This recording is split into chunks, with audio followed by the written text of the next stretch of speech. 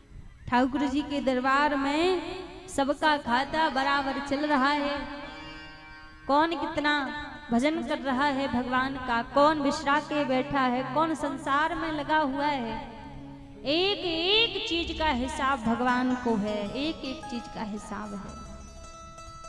इसलिए जितना जीवन है, अभी जितना समय है, कैसे भी करके भाव कुभाव अनख आलस हो, नाम जपत मंगल दिशि रस हो। भाव से कुभाव से आलस से जैसे भी हो, भगवान का सुमरन करो, भगवान का नाम लो। यही हमारे जीवन की सार्थकता है, यही हमारे जीवन का लक्ष्य है कि हम भगवान के नाम का सुमरन करें। कल हम सभी ने भगवान का बड़े ही धूमधाम से रुक्मणी मंगल विवाह उत्सव मनाया। भगवान का विवाह माता रुक्मणी जी के साथ में हुआ और विवाह के बाद ठाकुर जी द्वारिकापुरी आए। द्वारिकापुरी में प्रभु आए रुक्मणी जी को लेके। यहाँ पर एक सत्राजित नाम का राजा था, जिसको सूर्य से प्राप्त एक सैमंतक मणि थी, जिस मणि का 24 घंटे पूजन करने से नित्य प्रति वो मणि 50 भार सोना दिया करती थी। अब एक दिन क्या हुआ, सत्राजित उसी मणि को अपने मस्तक पर धारण करके द्वारिकापुरी पहुंचा। अब द्वारिकापुरी में जैसे द्वारिका नाथ की सभा में पहुंचा तो वो मणि सूर्य की तरह चमके। इतना उस मणि का तेज, द्वारिका के सेवक सब कहने लगे, हे नाथ, आज तो लगता है कि सूर्य देवता नीचे प्रकट होकर आ गए हैं। ये कौन सामने से चला आ रहा है? ठाकुर जी बोले, भैया ये कोई सूर्य देवता नहीं है, ये सत्राजित है, जिसको सूर्य से प्राप्त सैमंतक मणि है। सत्राजित भगवान के निकट आए, बैठे ठाकुर जी के निकट। ठाकुर जी सत्राजित से बोले, राजन, तुम्हारे घर में तो इतनी भीड़ भाड़ है नहीं, तुम्हारा तो छोटा सा परिवार है। तुम ऐसा करो, इस मणि को मुझे दे दो, ये मणि मुझे दे दो। अब जैसी कहा कि इस मणि को मुझे दे दो, तो सत्राजित ने कहा कि मैंने सूर्य की तपस्या की, मैंने मणि को प्राप्त किया, तुम्हें क्यों दे दूं? मना कर दिया और मना करके वहां से चले गए। जब वहां से चले गए, दूसरे दिन सत्राजित का छोटा भाई प्रसेन उसी मणि को अपने मस्तक पर धारण करके जंगल में शिकार खेलने के लिए गया। और जब शिकार खेलने के लिए गया तो सत्राजित को पता लगा कि मेरे भाई प्रसेन को किसी ने मार दिया है, और प्रसेन को मारकर मणि छीन ली।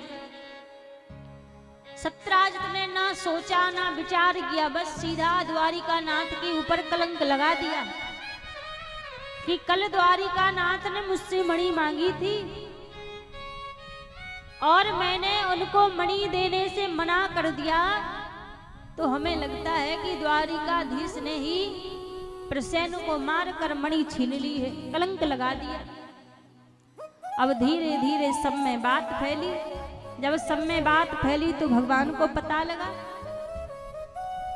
आज जब भगवान को पता लगा तो आज प्रभु उसी वन में गए जिस वन में प्रसेन गया था, और जाकर ठाकुर जी ने देखा कि प्रसेन तो मरे पड़े हैं, लेकिन वहां पर मणि नहीं है। चारों तरफ देखने लगे। जब चारों तरफ देखने लगे तो वहीं पर भालू के पंजों के निशान दिखाई दिए। उन्हीं भालू के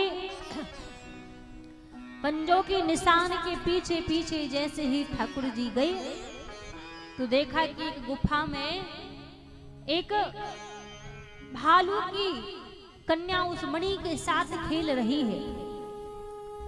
और जैसे ही ठाकुर जी उस मणि को लेने लगे तो गुफा में से अंदर से एक भयंकर भालू आया और आके भगवान के साथ में युद्ध करने लगा। जब भगवान के साथ में युद्ध करने लगा तो कई दिन तक युद्ध चला।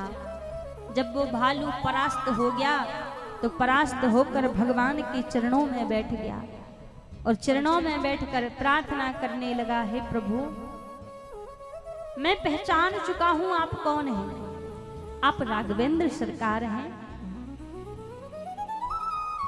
ये जो भालू था ये कोई और नहीं, ये जामवंत जी थे। जामवंत जी बड़े ही बलशाली थे। एक दिन त्रेता युग में रघुनाथ जी के पास में जामवंत जी गए और रघुनाथ जी से जाकर कहने लगे कि हे नाथ, मेरे मन में युद्ध करने की कामना है, क्यों ना दो दो हाथ हो जाएं। राम जी बोले, महाराज मेरा मर्यादा पुरुषोत्तम अवतार है, मैं तुम्हारी इच्छा को पूरा नहीं कर सकता। यदि मैं तुम्हारे संग में युद्ध करूंगा तो दुनिया के लोग क्या कहेंगे कि भगवान राम जी कैसे थे, बिना कारण के ही किसी के भी साथ में युद्ध करने लग जाते। इसलिए मैं तुम्हारे साथ युद्ध नहीं कर सकता, लेकिन मैं तुम्हारी इच्छा को पूरा करूंगा। जब मैं द्वापर युग में कृष्ण अवतार धारण करके आऊंगा तब तुम्हारी इस इच्छा को मैं पूरा करूंगा। तो आज भगवान ने जामवंत जी की इच्छा को पूरा किया, जामवंत जी के साथ में युद्ध किया। जामवंत जी बोले, प्रभु कैसे आना हुआ। भगवान ने कहा कि जिस मणि के साथ तुम्हारी एक कन्या खेल रही है, इस मणि के कारण मेरे ऊपर कलंक लगा है। मैं इस मणि को लेने के लिए आया हूं। जामवंत जी बोले, अपने हाथ आगे कीजिए। और जैसे भगवान ने अपने हाथ को आगे किया, जामवंत जी ने एक हाथ पर मणि रख दी और दूसरे हाथ पर अपनी कन्या जामवती का हाथ रख दिया। और जामवंत जी बोले, प्रभु आप मणि के साथ साथ मेरी कन्या जामवती को भी स्वीकार कीजिए। भगवान बोले, देखो मैं स्वीकार तो कर लूं, पर बात तो यही है कि तुम्हारी कन्या कन्या हो मैं तब तो मैं स्वीकार कर लूं, क्योंकि भालू की पुत्री तो भालू ही होगी। मैं यदि तुम्हारी कन्या को स्वीकार करूंगा तो दुनिया के लोग क्या कहेंगे, ये द्वारिकाधीश को कोई कन्या नहीं मिली विवाह करने के लिए, जो एक भालू के साथ में विवाह कर लिया। जामवंत जी कहने लगे, प्रभु आप ही तो कहा करते हैं कि आपका ये लीला पुरुषोत्तम अवतार है, ये भी आपकी एक लीला ही हो जाएगी। अब जैसे ही कहा तो भक्त का भाव रखने के लिए ठाकुर जी ने अपनी पीताम्बरी को लिया और पीताम्बरी से जामवती जी को ढक लिया और जामवती जी को ढक कर द्वारिकापुरी के पीछे वाले द्वार से आकर एक कक्ष में जामवती जी को बंद कर दिया। अब जैसे उस कक्ष में जामवती जी को बंद करके बाहर निकल ही रहे थे, उतने में सामने से रुक्मणी जी आ गई। और रुक्मणी जी बोली, महाराज आपने अभी अभी इस कक्ष में किसको बंद किया। अब ये तो कह नहीं सकते कि मैंने एक जानवर के संग में विवाह किया है। ठाकुर जी बोले, रुक्मणी मैंने एक और विवाह कर लिया। रुक्मणी जी को क्रोध आया और क्रोध में आकर रुक्मणी जी के मुख से वचन निकले कि जो भी हो मुझसे कम सुंदर कन्या हो। और जैसे कहा कि जो भी हो मुझसे कम सुंदर कन्या हो, उस कक्ष को खोल कर देखा। जब उस कक्ष को खोल कर देखा तो जामवती जी माता रुक्मणी से कम सुंदर कन्या बन गई थी। तो ऐसा भगवान का दूसरा विवाह जामवती जी के साथ में हुआ। एक बात कहें, कई बार लोगों की आदत होती है ना कि बात बात पर खुद को कोसते रहते हैं। भले जीवन में कोई दुख ना हो, कोई संकट ना हो, कोई तकलीफ ना हो, फिर भी खुद को कोसते रहेंगे, अरे हमारा तो जीवन ही बेकार है, कभी हमारे साथ तो अच्छा ही नहीं होता, हमेशा भगवान हमारे साथ ही बुरा करते हैं। आदत होती है ना कई लोगों की कहने की, सावधान रहा करो, कभी खुद को कोसा मत करो, क्योंकि 24 घंटे में एक बार हमारे मुख पर महाराज सरस्वती विराजित होती है। अब वो समय हमें तो पता नहीं है कि 24 घंटे में कौन से समय हमारे मुख पर सरस्वती बैठ रही है। और मानो जिस समय हम खुद को कोस रहे हो कि हमारा तो जीवन ही बेकार है, यदि उसी समय हमारी जिह्वा पर, हमारे मुख पर सरस्वती बैठी हो और वो बात उसी समय सत्य हो जाएगी, फिर आप लाख प्रयास कर लो तो जीवन को सुधार नहीं पाओगे, बेकार ही हो जाएगा जीवन। इसलिए बार बार खुद को कोसना नहीं चाहिए और ना ही अपने बच्चों के लिए उल्टा सीधा बोलना चाहिए। कई माताओं की आदत होती है ना, कोई बच्चे थोड़ा उत्पात मचा दे तो उल्टा सीधा बोलती है उनको। बच्चों को उल्टा सीधा नहीं बोलना चाहिए, क्योंकि शास्त्र कहता है कि 24 घंटे में एक बार सबके मुख पर सरस्वती विराजित होती है। अब हम जिस समय अपने बच्चों को उल्टा सीधा कह रहे हो, मानो उसी समय यदि हमारे मुख पर सरस्वती विराजित हो तो वो फिर जो हमने गलत वचन कहे हैं उन वचनों का प्रभाव हमारे बच्चों के ऊपर हो जाता है। इसलिए वाणी बहुत सोच समझ कर बोलना चाहिए। आज जब माता रुक्मणी जी के मुख से निकला कि जो भी हो मुझसे कम सुंदर कन्या हो, तो वाणी का प्रभाव देखो। जामवती जी माता रुक्मणी से कम सुंदर कन्या बन गई, इसलिए वाणी का भी बड़ा प्रभाव रहता है। तो ऐसा भगवान का दूसरा विवाह जामवती जी के साथ में हुआ। उस मणि को लेकर ठाकुर जी पहुंच गए सत्यराजित के पास में और कहा, राजन आपने इस मणि के कारण मेरे ऊपर कलंक लगाया था, आप लीजिए इस मणि को अपने पास रखिए, मुझे नहीं चाहिए ये मणि। और जब मणि को लौटाया तो महाराज अपने ऊपर गिलानी हुई सत्यराजित को कि मैंने एक मणि के कारण द्वारिकाधीश के ऊपर कलंक लगा दिया। भगवान से बोले, प्रभु क्षमा कर दो, अब इस मणि को मैं नहीं लूंगा, अब इस मणि को आप अपने ही पास रखो और इस मणि के साथ साथ आप मेरी कन्या सत्यभामा को भी स्वीकार करो। भगवान बोले, हम सत्यभामा जी को स्वीकार तो कर लेंगे, पर इस मणि को आप अपने ही पास रखो। मणि को भगवान ने वही छोड़ा और सत्यभामा जी को लेकर प्रभु द्वारिकापुरी आ गए। तो भगवान का तीसरा विवाह सत्यभामा जी के साथ में हुआ। भगवान का चौथा विवाह कालिंदी जी के साथ में हुआ, यमुना महारानी के साथ में हुआ। और भगवान का पांचवा विवाह मित्रवृंदा जी के साथ में हुआ। छठवां विवाह लक्ष्मणा जी के साथ में हुआ। सातवां विवाह सत्या जी के साथ में हुआ और आठवां विवाह भद्रा जी के साथ हुआ। ऐसे एक एक करके भगवान के 8 विवाह हुए। अब यहाँ पर एक भूमि से उत्पन्न एक राजा था जिसका नाम था भौमासुर। और महाराज जब भौमासुर का जन्म हुआ तब भूमि ने, पृथ्वी मैया ने भगवान से वरदान मांगा था कि हे नाथ, जब तक मैं ना कहूं तब तक आप मेरे पुत्र को मारना मत। भगवान ने कहा ठीक है। अब लेकिन यहाँ पर भौमासुर का अत्याचार बढ़ रहा है। जिस किसी कन्या का विवाह होता ये भौमासुर वहीं जाता और वहीं जाकर उस कन्या का हरण कर लेता।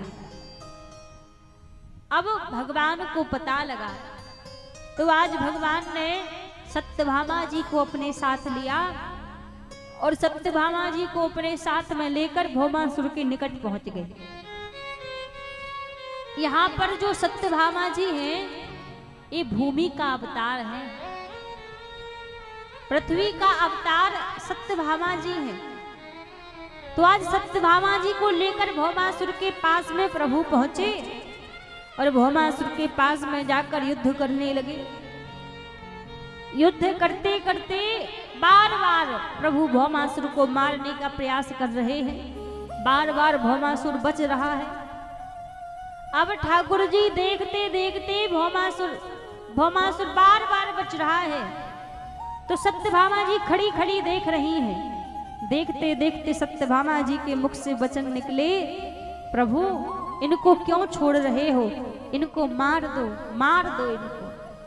और जैसे ये वचन निकले कि इनको मार दो, उसी समय भगवान ने अपने सुदर्शन चक्र को प्रकट किया और आज भौमासुर का प्रभु ने वध कर दिया, भौमासुर को मार दिया। जब भगवान ने भौमासुर का वध कर दिया, भौमासुर को मार दिया, तभी महाराज जाकर भौमासुर के बंदी गृह को खोला। तो बंदी गृह में भौमासुर ने 16,100 कन्याओं को बंदी बना रखा था। ठाकुर जी सभी से बोले कि अब आप अपने अपने घर जाइए, किसी से अब डरने की आवश्यकता नहीं है। सारी कन्याएं एक स्वर में बोली, हे नाथ, अब हम अपने घर जाएंगी तो हमारे घर वाले हमें स्वीकार नहीं करेंगे, हमें घर में नहीं रखेंगे, और अब ना ही कोई हमारे साथ में विवाह करेगा, क्योंकि हम एक राक्षस के पास नहीं है। अब तो हमारे पास केवल एक ही मार्ग है कि हम प्राणांत कर दें। हम आपकी शरण में हैं, आप बताइए हम क्या करें। भगवान ने कहा कि आप सभी को कहीं जाने की आवश्यकता नहीं है, मैं आप सभी को स्वीकार करता हूं। कहते हैं महाराज, हर एक व्यक्ति के जीवन में एक समय तो अवश्य ऐसा आता है जब जीवन में लगता है कि अब कोई हमारा नहीं है, हमें इस जिंदगी से प्यारी मृत्यु लगने लगती है। ऐसा समय सबके जीवन में एक बार तो आता है जब लगता है कि इस जीवन से बढ़िया है तो हम मर जाएं। लेकिन एक बात कहें, आप सोचोगे कि हम संसार के दुखों से भागकर आत्महत्या कर लें तो आप सुखी हो जाओगे। इस भूल में नहीं रहना, क्योंकि संसार में तो केवल वही दुख है जो हमें दिखाई दे रहे हैं, लेकिन मरने के बाद जो दुख हमें प्राप्त होते हैं, आत्महत्या करने का भाव कभी मन में नहीं लाना चाहिए। आजकल क्या हुआ, थोड़ा सा दुख आया नहीं आत्महत्या कर लेंगे, थोड़ा सा संकट आया नहीं आत्महत्या कर लेंगे। कब तक कर्मों से भागोगे? आत्महत्या करने के बाद आपको क्या लगता है कि आप बच जाओगे, वहां आपको सुख मिल जाएगा? ना, प्रेत योनि इतनी भयंकर की होती है, जितना कष्ट आपने विचार भी नहीं किया होगा, सोचा भी नहीं होगा, जितना दुख जितना कष्ट प्रेत योनि में मिलता है, भूत की योनि में मिलता है। और आपको लगता है कि हम आत्महत्या कर लेंगे तो सुखी हो जाएंगे। भूल में नहीं रहना, सुखी होने वाले नहीं हैं आप। आत्महत्या करने के बाद भी आपको प्रेत की योनि में जाना पड़ेगा महाराज। और जब प्रेत की योनि में जाना पड़ेगा तो जितने दुख संकट यहाँ पर नहीं मिले, इससे ज्यादा दुख संकट हमें प्रेत योनि में मिलते हैं। इसलिए कभी भी मन में आत्महत्या करने का भाव हमें नहीं लाना चाहिए।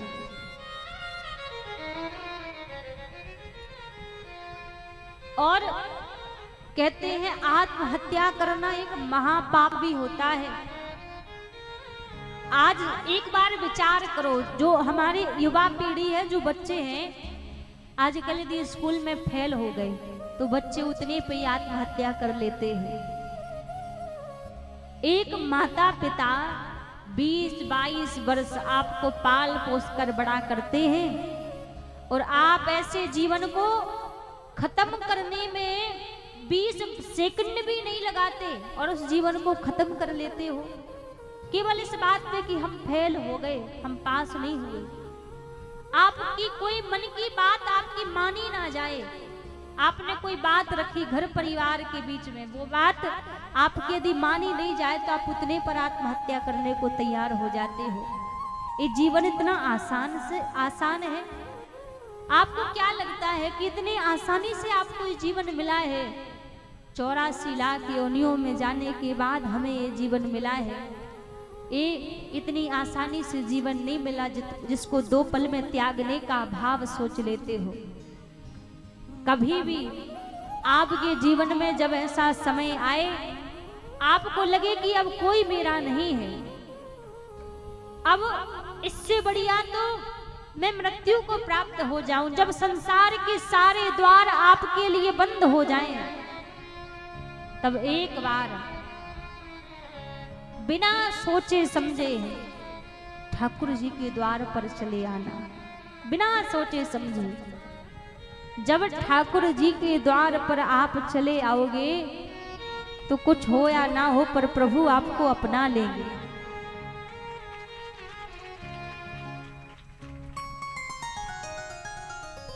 क्योंकि भगवान का द्वार एक ऐसा है, दरबार में राधा रानी के दुख दर्द मिटाए जाते हैं। दुनिया के सताए लोग यहाँ सीने से लगाए जाते हैं।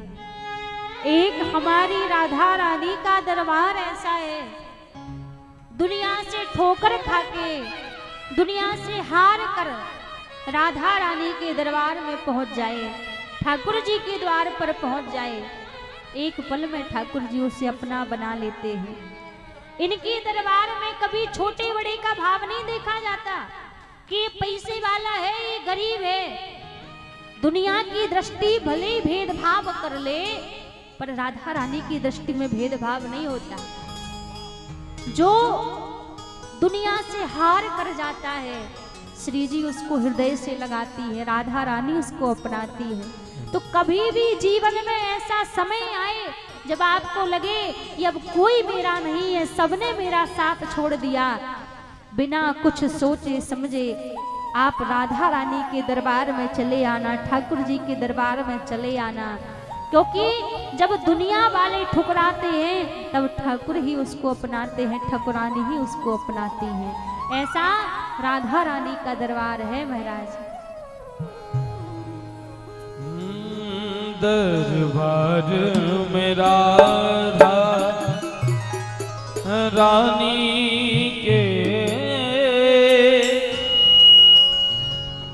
दुख दर्द मिटाए जाते हैं।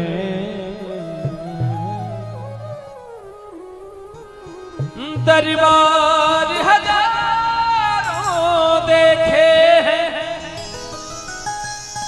तेरे दर जैसा कोई दर नहीं। ये सर जहां झुकता है सदा, दरबार तेरा है वो दर नहीं।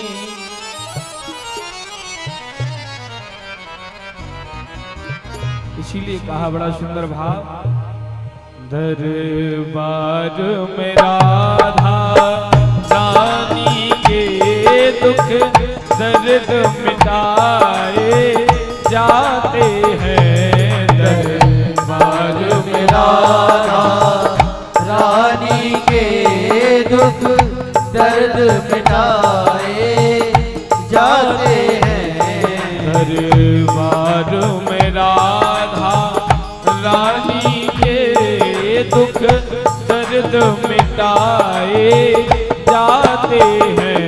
दरबार में राधा रानी के दुख दर्द मिटाए जाते हैं। दरबार में राधा रानी के दुख दर्द मिटाए जाते हैं। दरबार में राधा रानी के दुख दर्द मिटाए जाते हैं।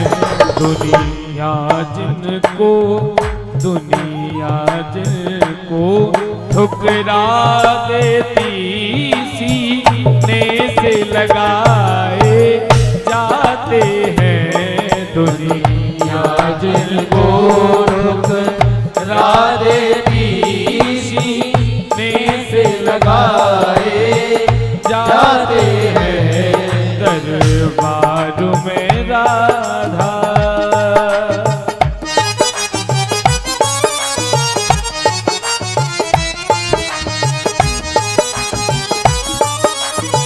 राधा रानी की जय हो।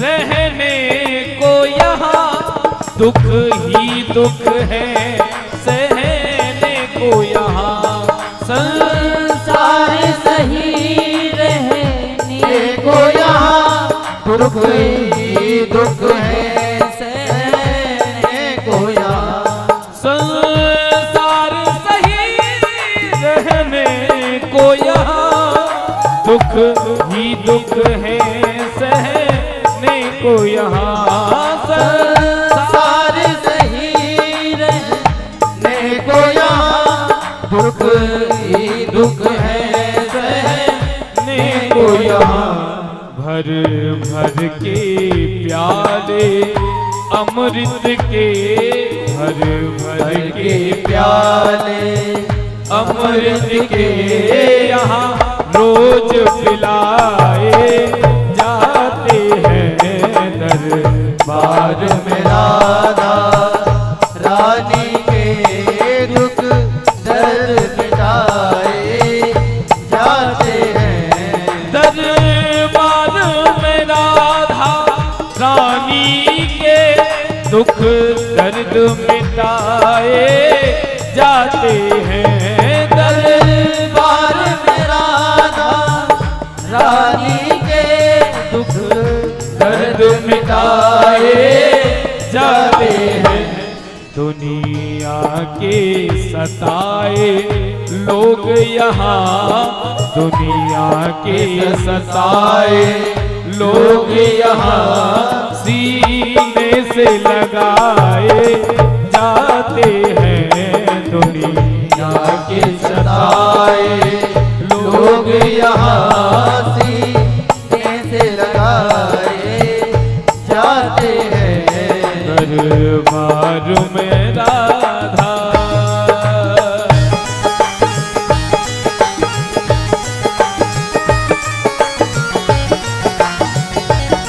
राधा रानी की जय हो।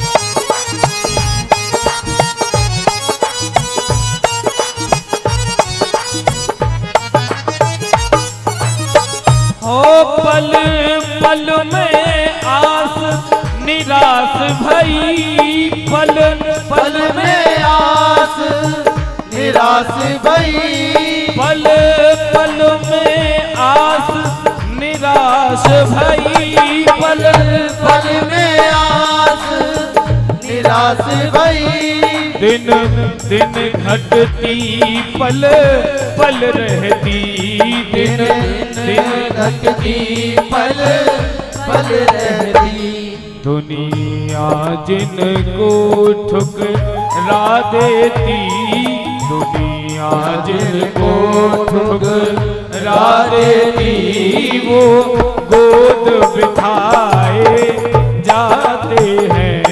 दुनिया जिनको ठुकरा देती वो गोद बिठाए जाते हैं दरबार में राधा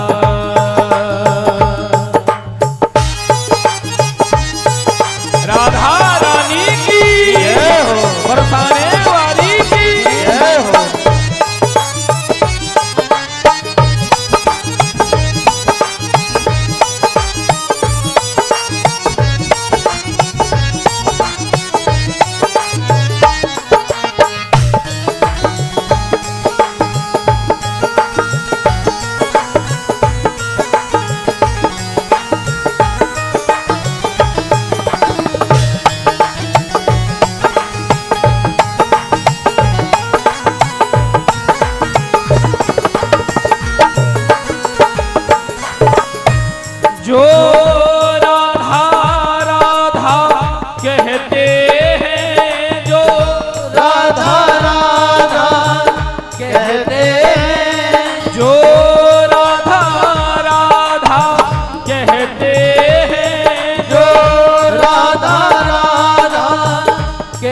हैं। वो प्रिया शरण में रहते हैं, वो प्रिया शरण में रहते हैं। जो राधा राधा कहते हैं वो प्रिया शरण में रहते हैं। आप भी सभी एक बार प्रेम करिए श्री राधे राधे, जय राधे राधे। राधे राधे। जो राधा राधा कहते हैं, जो राधा राधा कहते हैं। वो श्याम शरण में रहते हैं, वो श्याम शरण में रहते हैं। करती है कृपा वृष भानुसुता, करती है कृपा वृष भानुसुता। वो महल बुलाए जाते हैं, दरबार में राधा रानी के दुख दर्द मिटाए जाते हैं। ओ दरबार में राधा रानी के दुख दर्द मिटाए जाते हैं।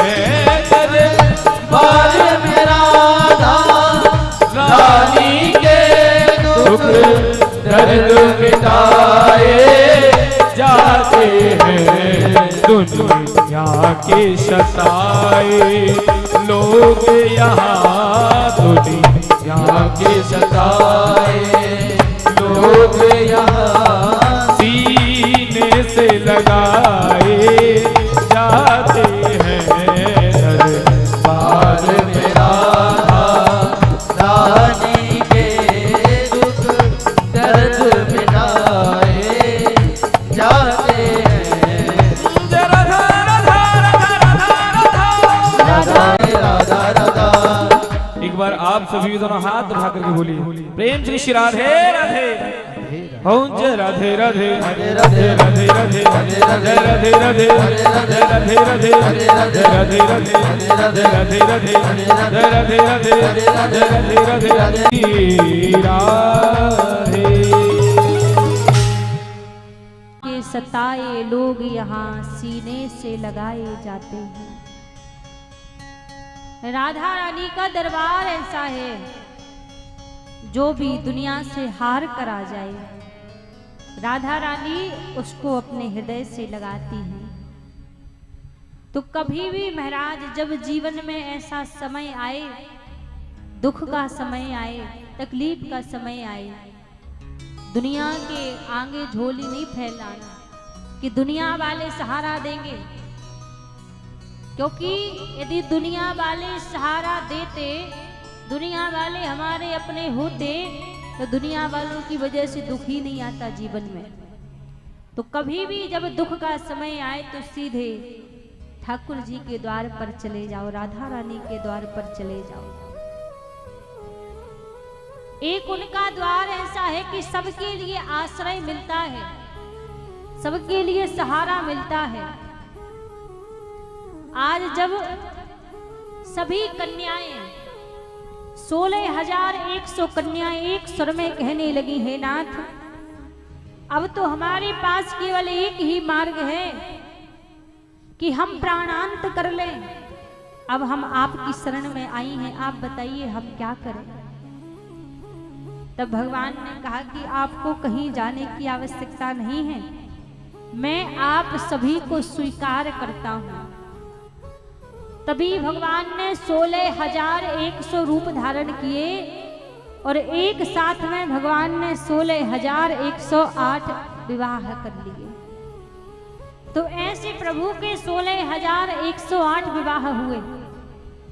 अब लोग कहते हैं भगवान ने इतने विवाह किए। यदि आज ठाकुर जी इन कन्याओं को अपनाते नहीं, इन 16,100 कन्याओं का वर्णन नहीं करते, तो आज ये समस्त कन्याएं अपने प्राणांत कर देती। इनके प्राणों की रक्षा करने के लिए आज प्रभु ने इन सबको अपनाया, इन सबके साथ में विवाह किया।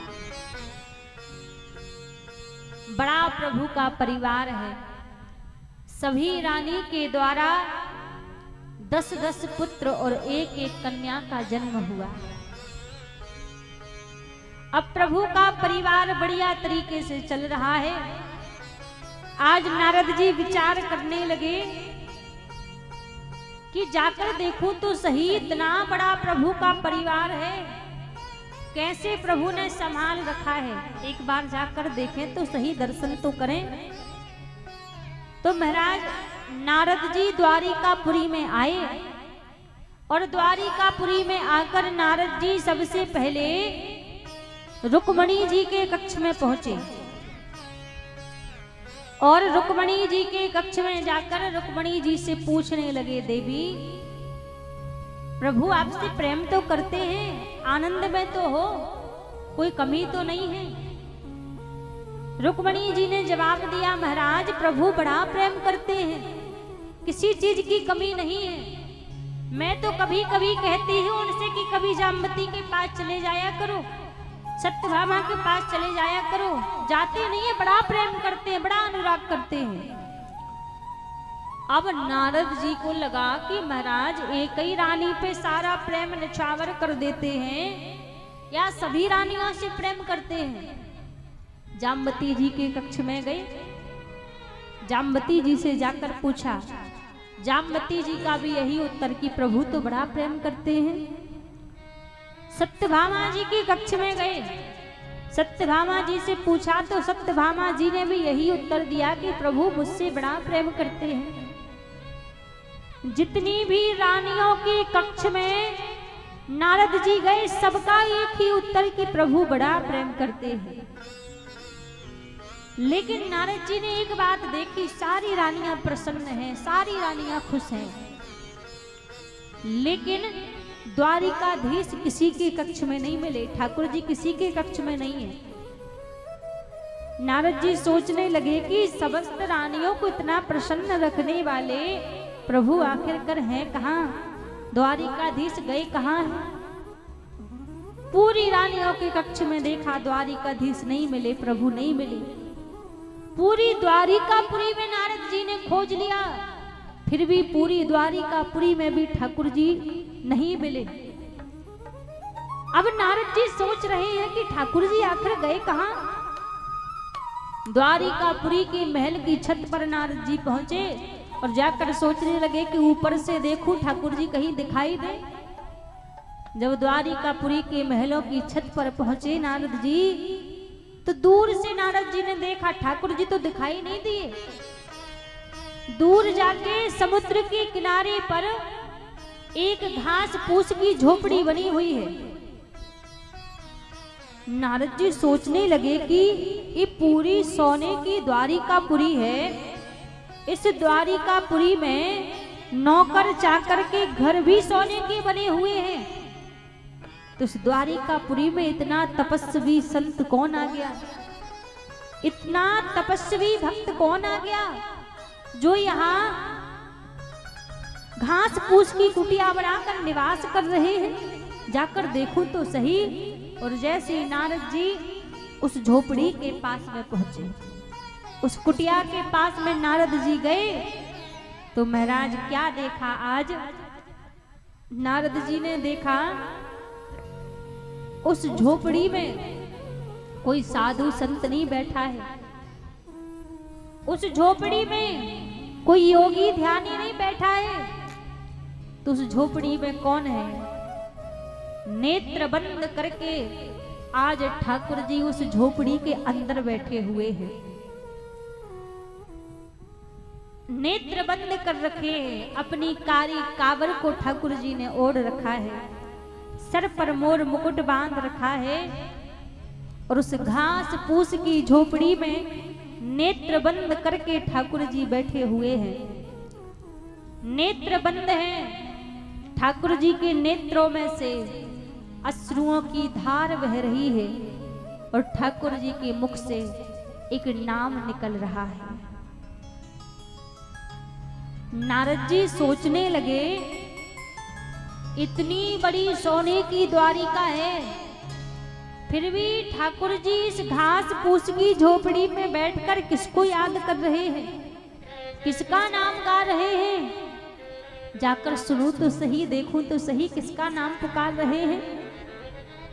और जैसे ही नारद जी थोड़ा सा निकट आए, थोड़ा सा पास में आए, ठाकुर जी के नेत्र बंद हैं, आंखों में से आंसू बह रहे हैं और मुख से ठाकुर जी के एक नाम उच्चारण हो रहा है। एक नाम ठाकुर जी के मुख से निकल रहा है और उस नाम को पुकार पुकार कर ठाकुर जी रुदन कर रहे हैं। कौन सा नाम ठाकुर जी के मुख से निकल रहा है? श्री राधा,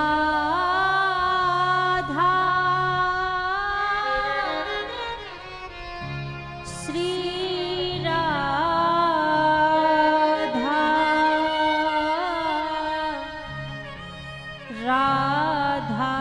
राधा श्री राधा, श्री राधा,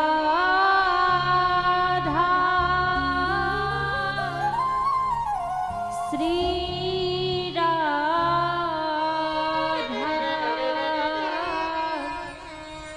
राधा, राधा श्री राधा।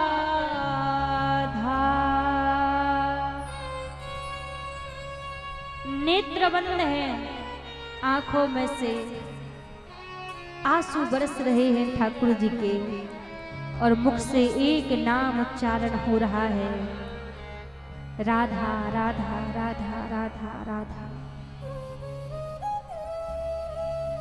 नारद जी ने जब ऐसा अद्भुत दृश्य देखा, जाकर ठाकुर जी को प्रणाम किया और जब ठाकुर जी को प्रणाम किया, आज प्रणाम करने के बाद ठाकुर जी के नेत्र खुले। जैसे प्रणाम किया नारद जी ने तो नेत्र खुले। नारद जी पूछने लगे, प्रभु एक बात बताइए, सोने के महलों में जिनका निवास है, लक्ष्मी जिनके चरणों की दासी है, वो द्वारिकाधीश आज इस झोपड़ी में बैठकर राधा को याद कर रहे हैं, राधा का नाम लेकर उच्चारण कर रहे हैं। ठाकुर जी बोले, नारद मैंने राधा रानी के साथ में छल किया है, मैंने अपने ब्रजवासियों के साथ में छल किया है। राधा रानी ने निस्वार्थ प्रेम किया था मुझसे, उन ब्रजवासियों ने निस्वार्थ प्रेम किया था मुझसे, और मैंने क्या किया, उनके प्रेम को मैं छल के आ गया, झूठ बोलकर आ गया, मैं अपनी मैया से झूठ बोलकर आ गया, मैं राधा रानी से झूठ बोलकर आ गया कि मैं परसों आ जाऊंगा। तो आज ठाकुर जी बैठकर राधा रानी को याद कर करके रो रहे हैं।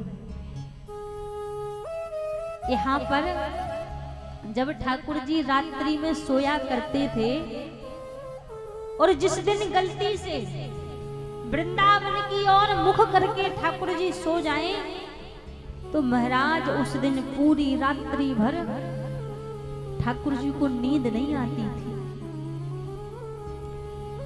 कुरुक्षेत्र में वसुदेव जी के द्वारा इंद्रप्रस्थ यज्ञ किया जा रहा है। बलराम जी ठाकुर जी के पास में आए और बोले, लाला देख, तो को ब्रज की याद आवे, वृंदावन की याद आवे, तो ऐसो कर जी इंद्रप्रस्थ यज्ञ की पत्रिका लेकर वृंदावन जाना है, तो ऐसा कर इस पत्रिका को लेकर तू ही वृंदावन चला जा, तू ही वृंदावन जा।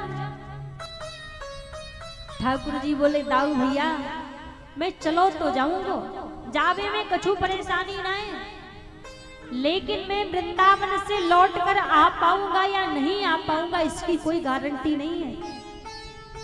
इसकी कोई पक्की बात नहीं है कि मैं लौट के आऊंगा या नहीं आऊंगा। तो ठाकुर जी बोले इससे बढ़िया है कि आप ही इस पत्रिका को लेकर जाओ, मैं नहीं जाऊंगा। ठाकुर जी पत्रिका को लेकर नहीं गए। सेवकों के द्वारा वृंदावन पत्रिका भेजी इंद्रप्रस्थ यज्ञ की। भगवान से 100 वर्ष दूर होने का श्राप था राधा रानी को। राधा रानी को अपने भाई श्री दामा का श्राप लगा था ठाकुर जी से 100 वर्ष दूर रहने का। आज जब इंद्रप्रस्थ यज्ञ की पत्रिका गई तो आज समस्त ब्रजवासी कुरुक्षेत्र में पधारे। और जब सभी ब्रजवासी कुरुक्षेत्र में पधारे, अलग अलग सबके शिविर बने हुए हैं। ठाकुर जी अपने शिविर में सो रहे थे। 100 वर्ष बाद आज जब मैया यशोदा आई तो माखन रोटी लेकर आई हैं ठाकुर जी के लिए। और जब मैया यशोदा माखन रोटी लेकर आई, बूढ़ो ठेड़ो मैया को शरीर है, हाथ में माखन रोटी ले रखी है। और जितने भी पूरे यज्ञ के शिविर बने हुए हैं, हर एक शिविर में जा जाके कन्हैया को ढूंढ रही है, आवाज लगा रही है, मेरो कन्हैया कहाँ है, मेरो कनुआ कहाँ है। हर एक शिविर के निकट जाके मैया यशोदा पुकार रही है। जो राधा राधा कहते हैं, जो राधा राधा कहते हैं, जो राधा राधा कहते हैं, वो प्रिया शरण में रहते हैं, वो प्रिया शरण में रहते हैं। जो राधा राधा कहते हैं वो प्रिया शरण में रहते हैं। आप भी सभी एक बार प्रेम करिए श्री राधे राधे, जय राधे राधे, राधे राधे। जो राधा राधा कहते हैं, जो राधा राधा कहते हैं, वो श्याम शरण में रहते हैं, वो श्याम शरण में रहते हैं। करती है कृपा वृष भानुसुता, करती है कृपा वृष भानुसुता, वो महल बुलाए जाते हैं दरबार में राधा रानी के दुख दर्द मिटाए जाते हैं। ओ दरबार में राधा रानी के दुख दर्द मिटाए जाते हैं। दरबार में राधा रानी के दुख दर्द मिटा जाए। लोग यहाँ सीने से लगाए जाते हैं दरबार में राधा रानी के दुख दर्द मिटाए जाते हैं। राधा राधा राधा राधा राधा राधा राधा राधा ओ जय राधा राधा श्री राधा राधा, राधा राधा जय राधा राधा ओ जय राधा राधा श्री राधा राधा। राधा राधा जय राधा राधा। एक बार आप सभी दोनों हाथ उठा करके बोलिए प्रेम से श्री राधे राधे, ओम जय राधे राधे, जय राधे राधे, जय राधे राधे, जय राधे राधे, जय राधे राधे, जय राधे राधे, जय राधे राधे, जय राधे राधे, जय राधे राधे, जय राधे राधे, जय राधे राधे, जय राधे राधे, जय राधे राधे, जय राधे राधे, राधे राधे, राधे राधे, राधे राधे, राधे राधे, जय राधे राधे, जय राधे राधे, जय राधे राधे, जय राधे राधे, जय राधे राधे, जय राधे राधे, जय राधे राधे, राधे जय राधे राधे राधे राधे जय जय श्री राधे। बोलिए राधा रानी सरकार की जय हो। दरबार में राधा रानी के दुख दर्द मिटाए जाते हैं। दुनिया के सताए लोग यहाँ सीने से लगाए जाते हैं। राधा रानी का दरबार ऐसा है, जो भी दुनिया से हार कर आ जाए, राधा रानी उसको अपने हृदय से लगाती हैं। तो कभी भी महाराज जब जीवन में ऐसा समय आए, दुख का समय आए, तकलीफ का समय आए, दुनिया के आगे झोली नहीं फैलाना कि दुनिया वाले सहारा देंगे, क्योंकि यदि दुनिया वाले सहारा देते, दुनिया वाले हमारे अपने होते, तो दुनिया वालों की वजह से दुख ही नहीं आता जीवन में। तो कभी भी जब दुख का समय आए तो सीधे ठाकुर जी के द्वार पर चले जाओ, राधा रानी के द्वार पर चले जाओ। एक उनका द्वार ऐसा है कि सबके लिए आश्रय मिलता है, सबके लिए सहारा मिलता है। आज जब सभी कन्याएं 16,100 कन्याएं एक स्वर में कहने लगी, हे नाथ, अब तो हमारे पास केवल एक ही मार्ग है कि हम प्राणांत कर लें। अब हम आपकी शरण में आई हैं, आप बताइए हम क्या करें। तब भगवान ने कहा कि आपको कहीं जाने की आवश्यकता नहीं है, मैं आप सभी को स्वीकार करता हूं। तभी भगवान ने 16,100 रूप धारण किए और एक साथ में भगवान ने 16,108 विवाह कर लिए।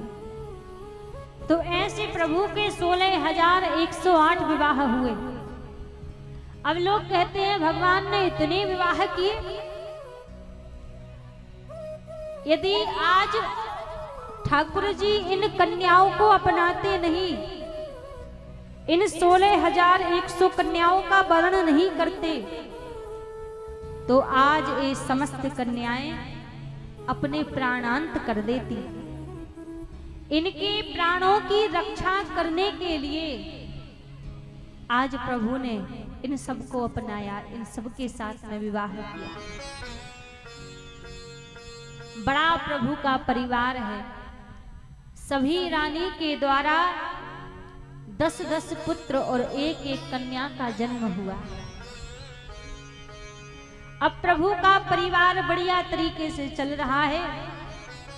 आज नारद जी विचार करने लगे कि जाकर देखूं तो सही, इतना बड़ा प्रभु का परिवार है, कैसे प्रभु ने संभाल रखा है। एक बार जाकर देखें तो सही, दर्शन तो करें।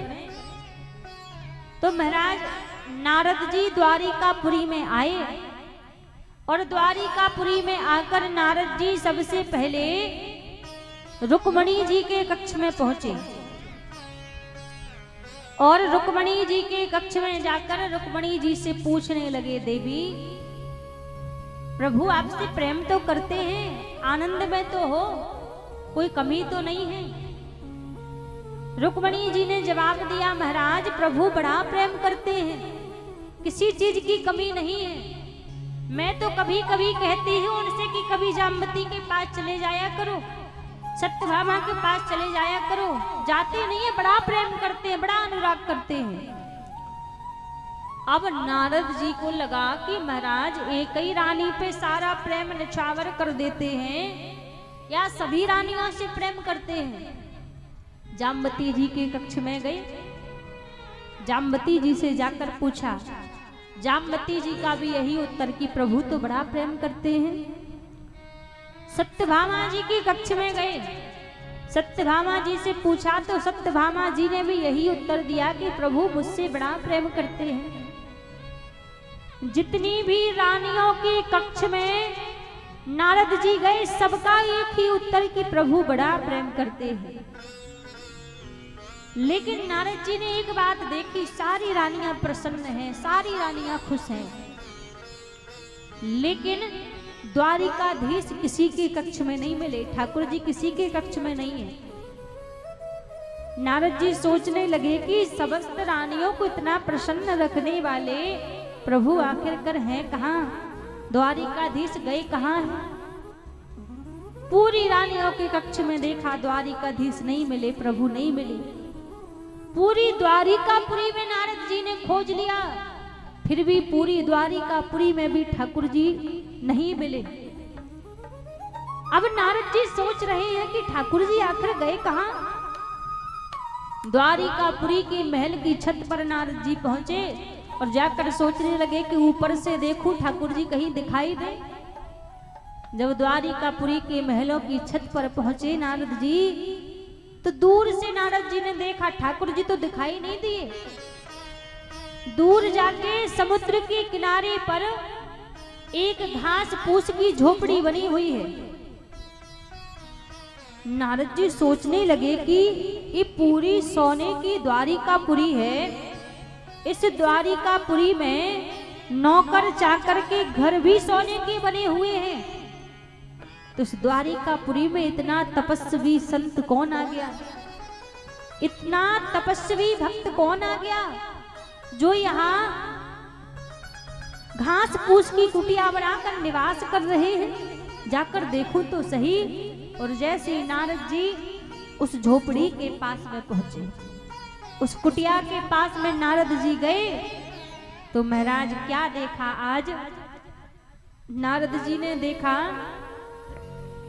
उस झोपड़ी में कोई साधु संत नहीं बैठा है। उस झोपड़ी में दिया, जब सभी ने मना कर दिया तो नारद जी उदास होकर ब्रजमंडल के निकट से आ रहे थे। और जब ब्रजमंडल के निकट से ठाकुर जी नारद जी उदास होकर आ रहे थे, तो ब्रजमंडल में यमुना के किनारे उन ब्रज की गोपिकाओं को नारद ने बैठे हुए देखा। वो नारद जी का मुख उदास देखा उन गोपियों ने, तो तुरंत जाकर पूछ लिया, हे नारद आप इतने उदास क्यों हैं। और हाँ, आप तो द्वारिकापुरी जाते रहते हैं, हमारे स्वामी के दर्शन करते रहते हैं, आप बताओ हमारे कन्हैया कैसे हैं। नारद जी उदास थे। नारद जी को लग रहा था किसी ने चरणों की रज दी नहीं, मैं इतने बड़े बड़े भक्तों के पास में गया, तो अब मुझे लगता है कोई अपने चरणों की रज देगा नहीं। नारद जी बोले कि कन्हैया पीड़ा में है, कष्ट में है। गोपियां बोली क्या हुआ कन्हैया को, किस बात की पीड़ा है, हमें बताओ, हमारे द्वारा कोई कार्य हो जिस कार्य से कन्हैया की पीड़ा का निवारण हो जाए। नारद जी बोले तुम नहीं कर पाओगे। गोपियां बोली नारद आप बताओ तो सही। नारद जी ने कहा कि कन्हैया के उदर में पीड़ा है, और उन्होंने कहा है कि उनकी पीड़ा दूर तभी होगी जब उनका कोई परम प्रेमी अपने चरणों की रज उनको प्रदान कर दे, तभी उनकी उदर की पीड़ा दूर होगी। जितनी गोपियां खड़ी थी वो ब्रज की रज में चरणों को घिस घिस के पोटली बना के नारद के हाथ में रख दी। नारद ये चरणों की रज लेकर जाओ तुम। नारद जी बोले आपको ज्ञात भी है आप क्या कर रही हो, आपको सुध भी है कि आप ये चरणों की रज किसके लिए दे रही हो। आप परम पिता परमात्मा के लिए अपने चरणों की रज दे रही हो। आपको स्मरण भी है थोड़ा सा, यदि तुम्हारे चरणों की रज तुम भगवान को दोगी तो नरक में भी जगह नहीं मिलेगी, ऐसा महापाप लगेगा। गोपियां बोली नारद ये स्वर्ग और नरक की तो बाद में सोची जाएगी कि हम नरक में जाएंगे कि स्वर्ग में जाएंगे, इस सब को छोड़ो, अभी तुम जाओ जाकर एक कन्हैया को ये रज प्रदान करो, उनकी पीड़ा को दूर करो। नारद जी ने महाराज जैसे ही सुना, नारद जी उन गोपियों के चरणों में गिर पड़े और कहा कि मैंने केवल सुना था कि ब्रज का प्रेम अद्भुत है, ब्रज की गोपियों का प्रेम अद्भुत है, लेकिन आज मैंने उस प्रेम का दर्शन भी कर लिया कि ना नरक की चिंता है, ना स्वर्ग की चिंता है, केवल चिंता है तो अपने कन्हैया की चिंता है।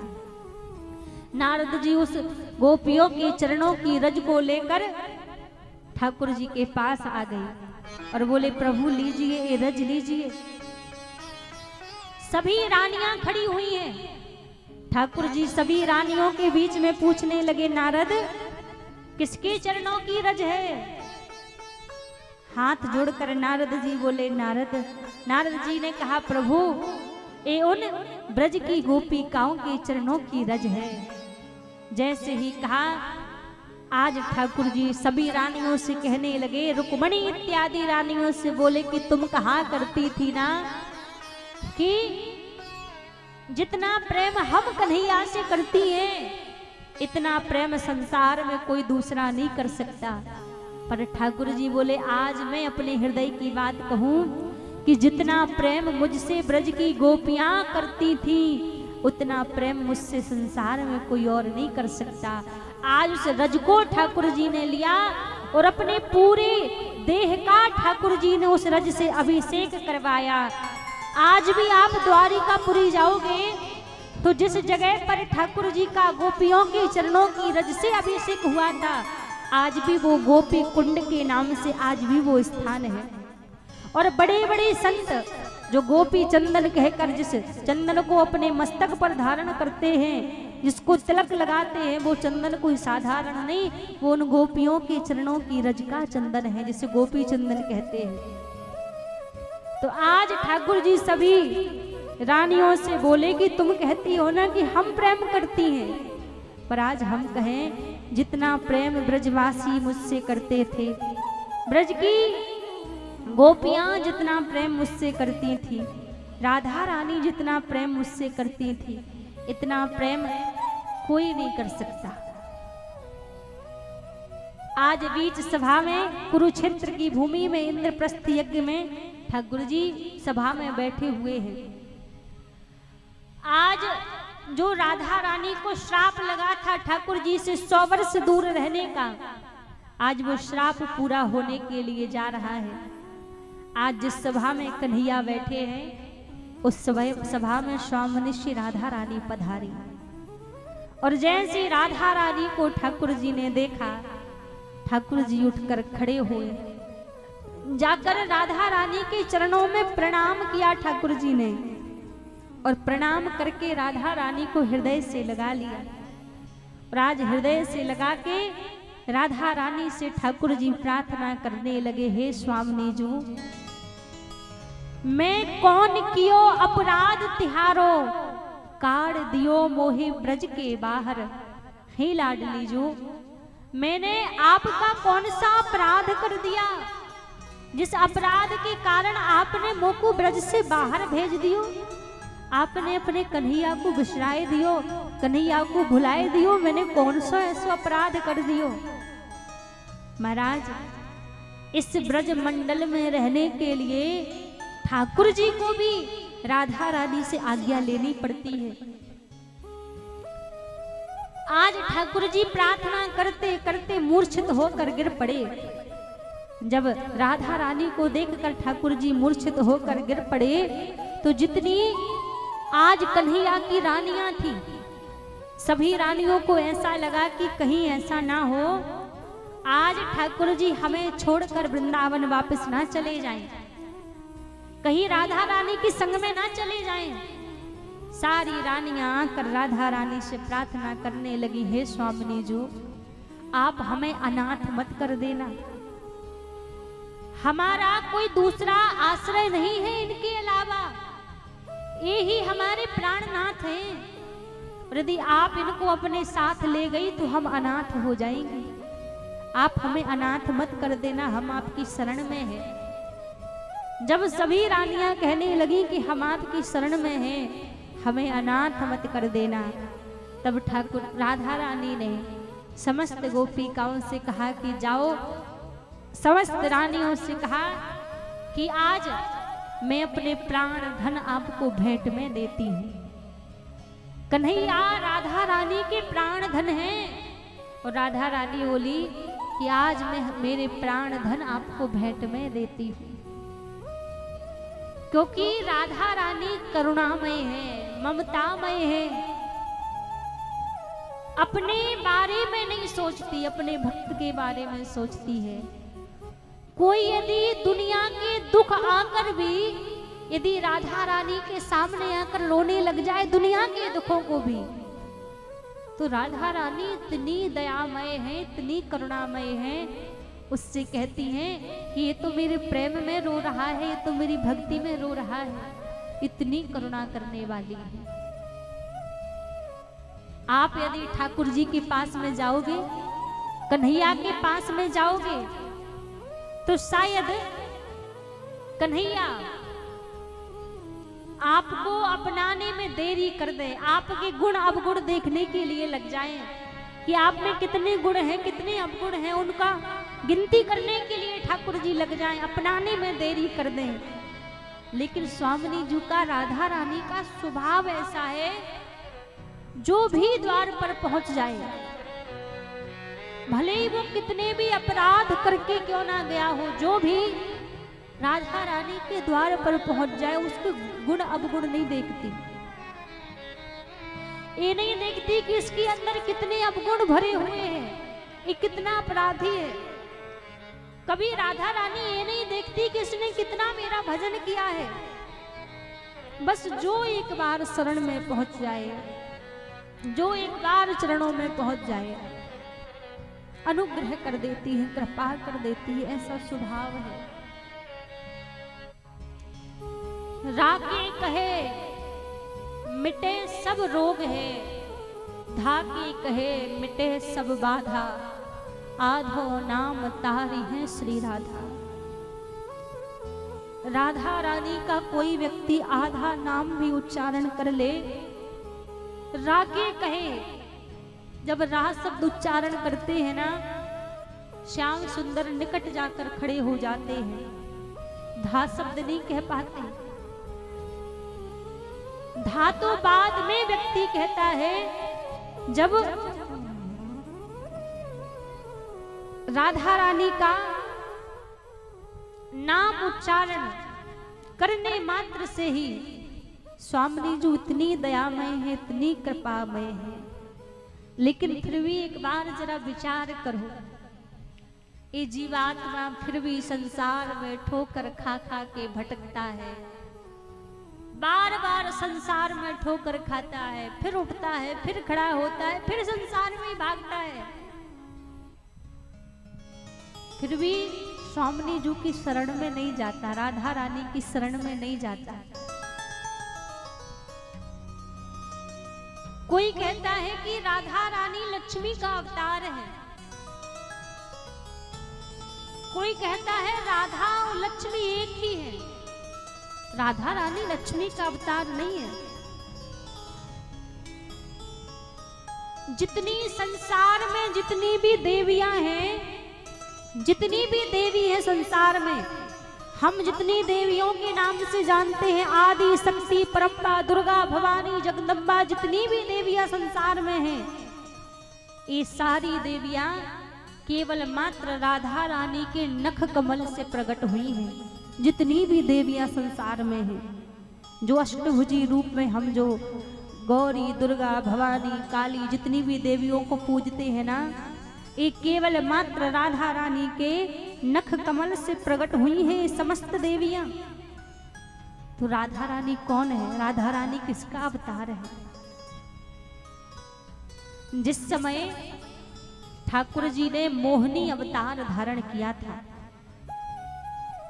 तो मोहिनी अवतार धारण जब ठाकुर जी ने किया था, तो बड़ा ही सुंदर रूप बनाया था, बड़ा सुंदर रूप बनाया। जितने भी देवता मोहिनी भगवान को देखते सब मोहित हो जाते, और तो और भूत भावन भोलेनाथ भी भगवान के मोहिनी रूप को देखकर मोहित हो गए। सबके मन में एक ही भाव आता, एक ही भाव सबके मन में होता कि यदि ये मेरी अर्धांगिनी बन जाए तो मैं तो बड़ा धनवान रहूंगा, बड़ा सौभाग्यशाली रहूंगा। सबके मन में, सारे देवताओं के मन में मोहिनी भगवान को देखकर भाव आया कि कि इनके साथ मेरा पानी ग्रह संस्कार हो जाए। गोलोक धाम को ब्रजमंडल में उतारा तो जिस पर्वत पर राधा रानी ब्राजी हैं बरसाने में, वो कोई साधारण पर्वत नहीं है। वो साक्षात ब्रह्मा जी बैठे हुए हैं पर्वत बनके, और ब्रह्मा जी के शिखर पर राधा रानी ब्राजी है। ब्रह्मा जी पर्वत बनकर बैठे हैं वहां पे, कोई साधारण पर्वत नहीं है वो जहां राधा रानी ब्राजी है। जब सूर्य भगवान वृषभानु बाबा के रूप में अवतरित हो गए, जन्म हो गया, अब जब तपस्या कर रहे हैं, प्रार्थना कर रहे हैं वृषभानु बाबा की, प्रभु आपने मुझे वचन दिया था कि आप मोहिनी भगवान से कह रहे हैं कि आप मेरी पुत्री बनकर आओगे, आप मेरी पुत्री बनकर आओगे, आप कब करुणा करोगे, कब कृपा करोगे। अब यहाँ प्रार्थना कर रहे हैं वृषभानु बाबा, लेकिन गोलोक धाम में बैठकर ठाकुर जी को चिंता हो रही है। ठाकुर जी को चिंता हो रही है कि मैंने वचन तो दे दिया कि मैं इनकी पुत्री बनकर आऊंगा, लेकिन मैं तो एक ही हूं। जब मैं एक ही हूं तो मैं कैसे इनके पास में चला जाऊं, मैं कैसे इनकी पुत्री बनकर चला जाऊं। भगवान ने कभी अपना रूप शीशे में नहीं देखा था, दर्पण में कभी प्रभु ने अपना रूप नहीं देखा था। आज चिंता करते करते इधर उधर से प्रभु विचरण कर रहे थे, तो विचरण करते करते एक शीश जड़ित खंभ लगा हुआ था। ध्यान से सुनिएगा सभी। जब वो शीश जड़ित खंभ लगा था, उस खंभे के ऊपर ठाकुर जी की नजर पड़ी, और जब नजर पड़ी तो अपने स्वरूप को जब ठाकुर जी ने उस प्रतिबिंब में देखा, तो अपने ही स्वरूप को देखकर प्रभु स्वयं मोहित होने लगे। अब प्रभु सोच रहे हैं कि इनके घर में बेटी बनकर जाना है मुझे। आज ठाकुर जी ने क्या किया, अपना मुकुट उतारा, मुकुट उतार कर मेहंदी मस्तक पर धारण कर ली, चुनरी ओढ़ ली ठाकुर जी ने। अपनी पीतांबरी को निकाल कर प्रभु ने आज लहंगा धारण कर लिया। पूरा श्रृंगार जैसा एक स्त्री का, एक कन्या का श्रृंगार होता है, पूरा श्रृंगार ठाकुर जी ने कर लिया। जब सारा श्रृंगार ठाकुर जी ने स्वयं का श्रृंगार किया है, प्रभु ने, किसी और का नहीं। प्रतिबिंब में देखकर जब स्वयं का श्रृंगार किया, तो उस स्वरूप को देखकर ठाकुर जी खुद मोहित हो गए। फिर उस स्वरूप को प्रभु ने, जो स्वरूप प्रतिबिंब में देख रहे थे, उसको प्रतिबिंब में ही बंद कर दिया। जब प्रतिबिंब में ही बंद कर दिया, अब ठाकुर जी सोचने लगे अब कैसे इनके यहाँ जाऊं। तब जो ठाकुर जी के हृदय में जो प्रेम था, प्रभु के हृदय में जो प्रेम था, उसी प्रेम को प्रभु ने प्रकट किया, और प्रकट करके प्रतिबिंब में जो अपना स्वरूप प्रभु ने बनाया था, उस प्रतिबिंब में वो अपना प्रेम डाल दिया। और जैसे वो अपना प्रेम उस प्रतिबिंब में स्पर्श कराया, तो वो एक सुंदर कन्या बनकर सामने प्रभु के प्रकट हो गई। और जो सुंदर कन्या बनकर प्रकट हुई, फिर वही कन्या बनकर वृषभानु बाबा के घर में किशोरी श्री राधा रानी के रूप में ठाकुर जी अवतरित हो गए। तो जो राधा रानी है वो किसी और का अवतार नहीं है, कोई और देवी नहीं है। वो राधा रानी को स्वयं ठाकुर जी ने अपने प्रेम से प्रकट किया है। अपने स्वरूप को प्रतिबिंब में बंद करके अपने प्रेम से प्रकट किया है ठाकुर जी ने राधा रानी को।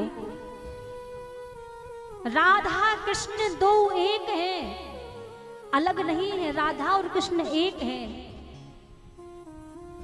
देह दो है, प्राण एक है। तो महाराज जब अपने प्रेम से प्रकट किया आज ठाकुर जी ने राधा रानी को, तो इसलिए वो राधा रानी के हृदय में इतनी करुणा भरी हुई है, इतना प्रेम भरा हुआ है। जो भी शरण में चला जाए, करुणा करने का स्वभाव है। राधा रानी का स्वभाव एक माँ की तरह स्वभाव है। बच्चा लाख गलती भी कर दे ना, फिर भी माँ उसको क्षमा कर देती है, कहती कोई बात नहीं, अगली बार से नहीं करना, समझा लेती है, उसको फिर हृदय से लगा लेती है। वैसी स्वामिनी जी का स्वभाव है, वैसी राधा रानी का स्वभाव है। जो भी शरण में जाए उसके गुण अवगुण नहीं देखती, बस उनको लगता है कि अभी मेरे पास आ गया है तब भी मेरा है। दुनिया में और दरबार ऐसे होंगे जहां अपराधों की गिनती लगाई जाती होगी, आपके भजन का बल तोला जाता होगा कि कितना आपने भजन किया है, लेकिन हमारी स्वामिनी जी का स्वभाव ऐसा है, बस करुणा करती हैं, बस कृपा करती हैं। एक छोटी सी आपको कथा श्रवण कराऊं। बरसाने में एक संत रहा करते थे जिनका नाम था ब्रजदास जी। ये कथा कोई पुरानी नहीं है, द्वापर त्रेता की कथा नहीं, इसी कलयुग की कथा है। ज्यादा से ज्यादा 150-200 वर्ष पुरानी बात होगी, इससे ज्यादा पुरानी बात नहीं है। बरसाने में संत रहते थे जिनका नाम था ब्रजदास जी। ब्रजदास जी बड़ा अनुराग करते राधा रानी से, बड़ा प्रेम करते। इनकी बेटी का नाम था रतिया। ब्रजदास जी के घर में एक बेटी थी जिसका नाम था रतिया। इनकी पत्नी का स्वर्गवास हो गया था। अब ये राधा रानी को अपनी बेटी माना करते थे। जब राधा रानी को बेटी मानते थे तो ठाकुर जी को अपना दामाद मानते थे। अब एक दिन किसी काम बस इनको बरसाने से नंदगांव जाना पड़ा। बुजुर्ग अवस्था थी। अब पहले के समय में इतने गाड़ी घोड़ा वाहन तो चलते नहीं थे कि गाड़ी बैठो और 5-10 मिनट में नंदगांव पहुंच जाओ बरसाने से। पहले तो पैदल ही जाना पड़ता। तो भोर की बेला हुई, ब्रजदास जी अपनी बेटी रतिया से कहने लगे, बेटा मैं भोर की बेला में जल्दी नंदगांव जाऊंगा, नंदगांव में वो कुछ काम है, वो काम करके मैं लौट कर शीघ्र आ जाऊंगा। जेठ का महीना चल रहा था, भरभराती गर्मी।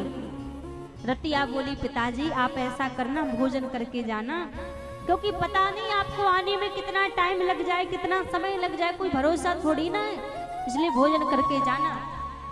तो ब्रजदास जी बोले, बेटी मैं जल्दी लौट कर आ जाऊंगा तो भोजन में आके ही करूंगा। भोजन नहीं किया। अब घर से निकल गए। अब घर से जैसे निकल गए, नंदगांव की ओर जाने लगे तो रास्ते में एक संत मिले, जो संत बड़े ही बुजुर्ग थे। ब्रजदास जी को देखकर बोले, लाला तू कहाँ जा रहे हो है? ब्रजदास जी बोले, बाबा मैं कछु काम ते नंदगांव की ओर जा रहे हो। तो वो संत बोले, लाला फिर ऐसो कर, तू नंदगांव जा रहे हो है, बढ़िया रहो, मोको भी नंदगांव जानो है, तेरे सहारे ते मैं भी नंदगांव पहुंच जाऊंगा। अब वो संत बड़े ही बुजुर्ग थे। अब ब्रजदास जी उन संत को लेकर साथ में जैसे नंदगांव की ओर चले तो जितना समय ब्रजदास जी को आने जाने में लगता, उतना समय केवल उनको जाने जाने में ही लग गया। अब जब वो नंदगांव पहुंचे तो दोपहर का समय हो गया। अब जहां पर उनको काम था वहां पर उन्होंने काम किया और जिनके घर में गए थे वो कहने लगे, ब्रजदास जी दोपहरी हो चुकी है, आप ऐसा करो भोजन कर लो, भोजन करने के बाद जाना। तो जैसे कहा कि भोजन कर लो तो ब्रजदास जी बोले, महाराज क्षमा करना, हम आपके यहाँ भोजन नहीं कर सकते। क्यों नहीं कर सकते भोजन? ब्रजदास जी बोले, महाराज आपके गांव में हमारे गांव की बेटी ब्याही है, इसलिए हम भोजन नहीं कर सकते। तो वो कहने लगे, महाराज किसके घर में बेटी ब्याही है, जरा बताओ किसके घर में, कहाँ ब्याही है?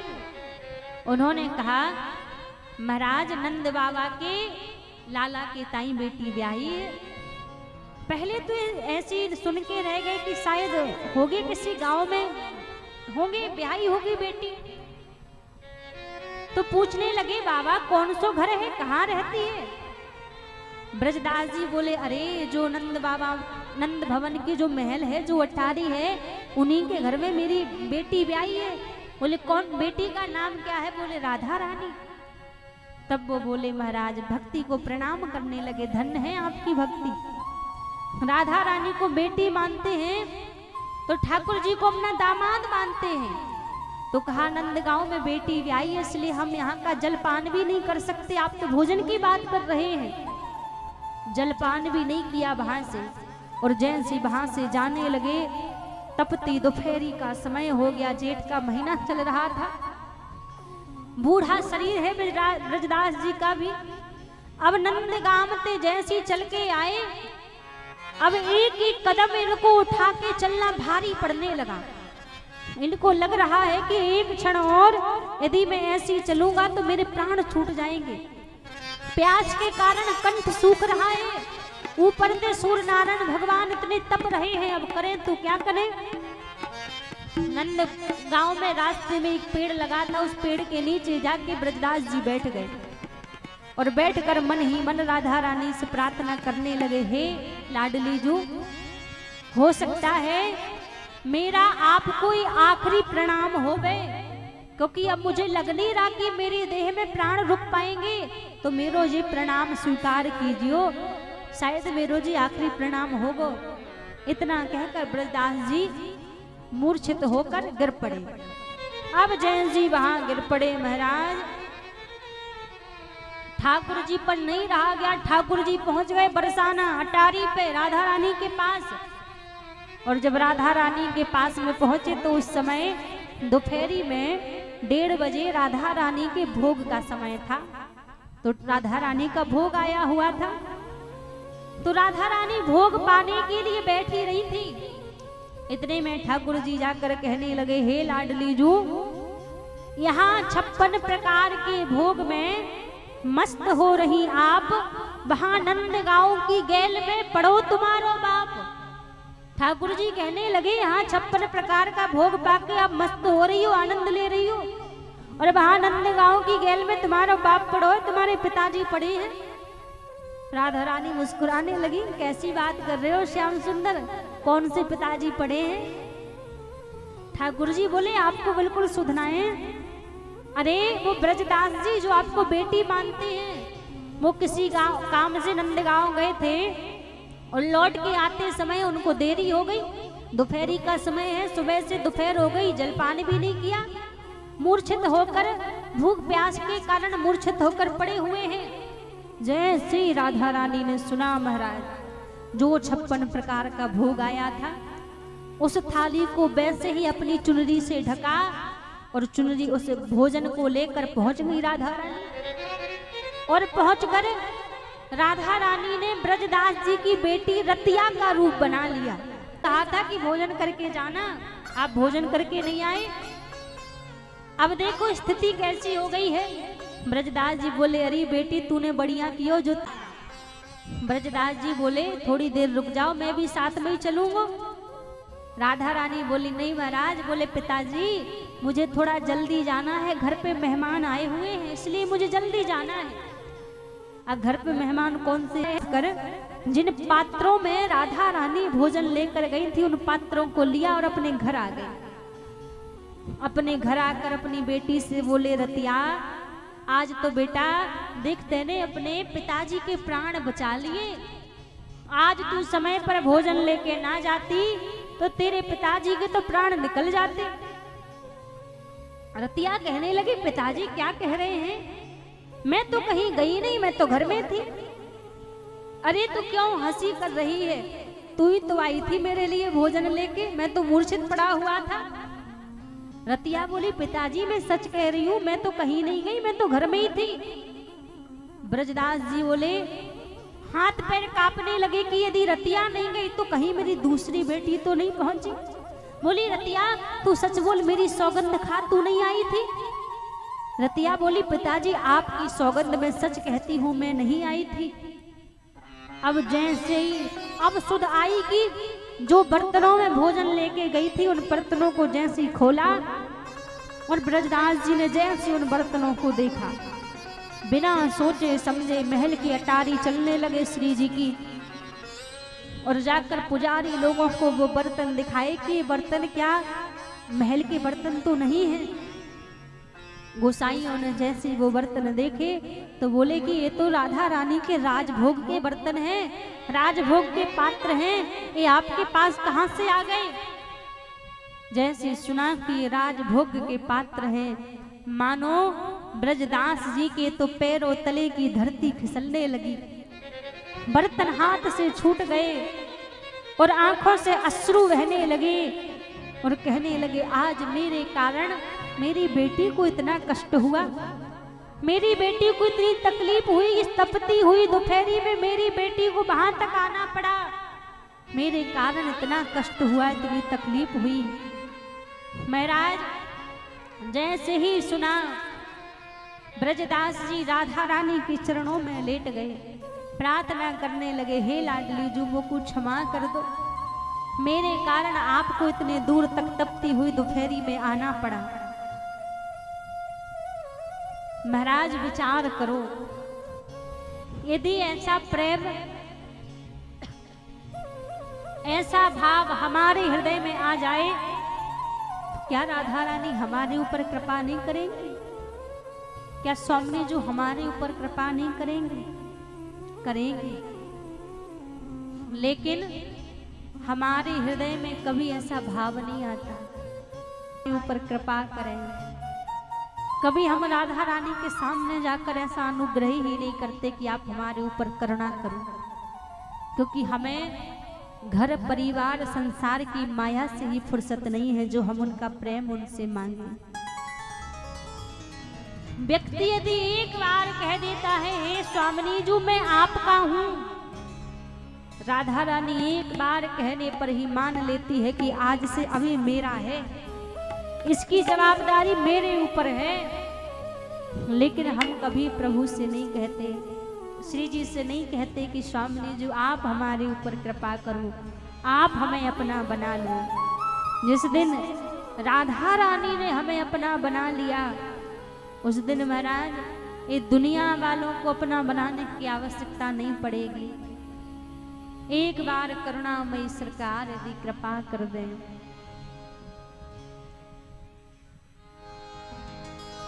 बोलिए राधा रानी युगल सरकार की श्री हरिओम। बोलिए भक्त वत्सल भगवान की। हो सर को यहाँ झुका लो, मुँह मांगा वर यहाँ पालो, सर को यहाँ झुका लो, मुँह मांगा वर यहाँ पालो। यही है वो द्वार राधा रानी का, सच्चा है दरबार राधा रानी का। सर को यहाँ झुका लो, मुँह मांगा वर यहाँ पालो, सर को यहाँ झुका लो, मुँह मांगा वर यहाँ पालो। सर को यहाँ झुका लो, मुँह मांगा वर यहाँ पालो, सर को यहाँ झुका लो, मुँह मांगा वर यहाँ पालो। यही है वो द्वार राधे रानी का, सच्चा दरबार राधे रानी का। यही है वो द्वार राधा रानी का, सच्चा है दरबार राधा रानी का। जय हो।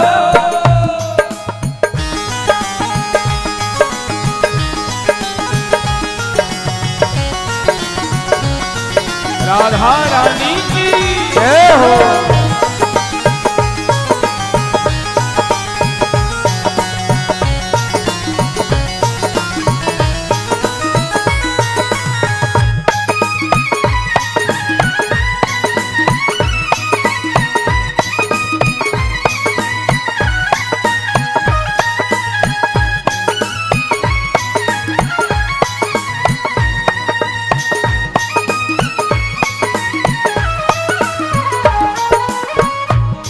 और कहा, सच्चे मन से जो भी के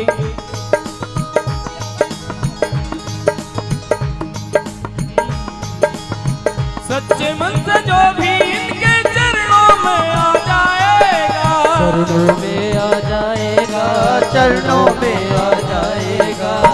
पाप कटेंगे उसके बरसाने जो जाएगा, बरसाने जो जाएगा, बरसाने जो जाएगा। राधे के दर्शन कर लो तुम झोली अपनी भर लो राधे के दर्शन कर लो, तुम झोली अपनी भर लो।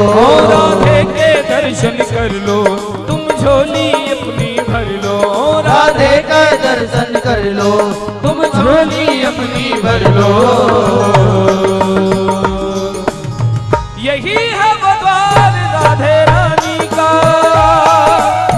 सच्चा है दरबार राधे रानी का। यही है वो द्वार राधे रानी का, सच्चा है दरबार राधे रानी का। फूल बरसाने वाली की जय हो।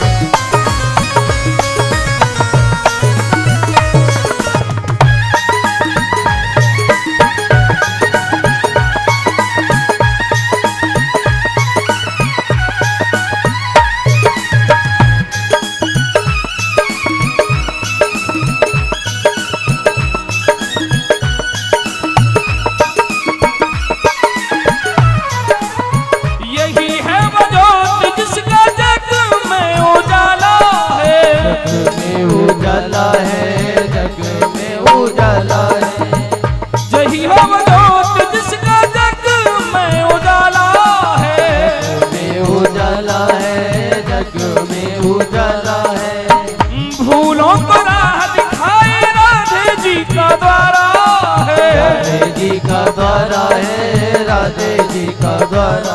मन की मुरादें पालो, गुणगान इनका गालो। मन की मुरादें पालो, गुणगान इनका गालो। मन की मुरादें पालो, गुणगान इनका गालो।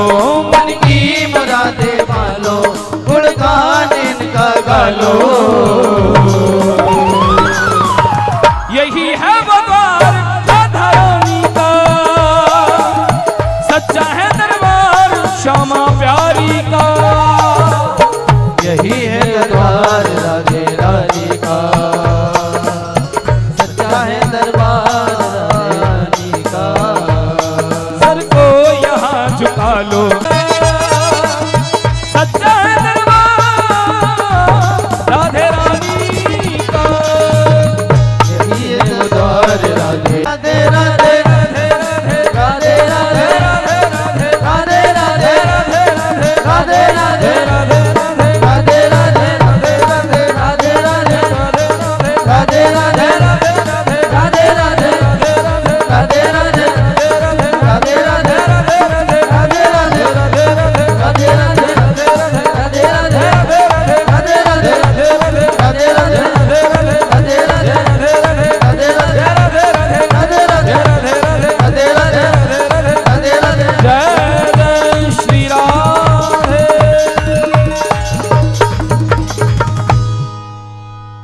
बोलिए राधा रानी सरकार की जय हो।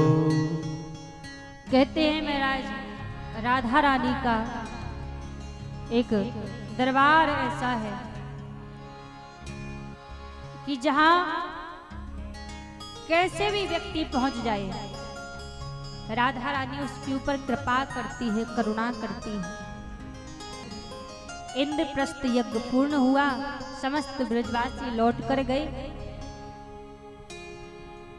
आज सुखदेव जी महाराज से राजा परीक्षित प्रश्न करते हैं, गुरुदेव आप भगवान को करुणा सिंधु कहा करते हैं, प्रभु ने करुणा की हो, कृपा की हो, कोई ऐसी कथा हमें श्रवण कराइए।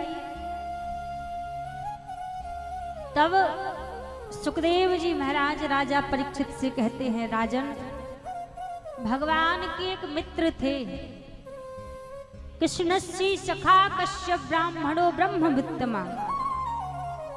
भगवान कृष्ण के एक मित्र थे जिनका नाम था सुदामा। यहाँ सुदामा जी ने नहीं कहा कि मेरे मित्र कन्हैया हैं, यहाँ कन्हैया ने कहा है कि मेरे मित्र सुदामा थे। भगवान की सुदामा जी से मित्रता अवंतिकापुरी में हुई थी, जब भगवान विद्या अध्ययन करने के लिए गए थे।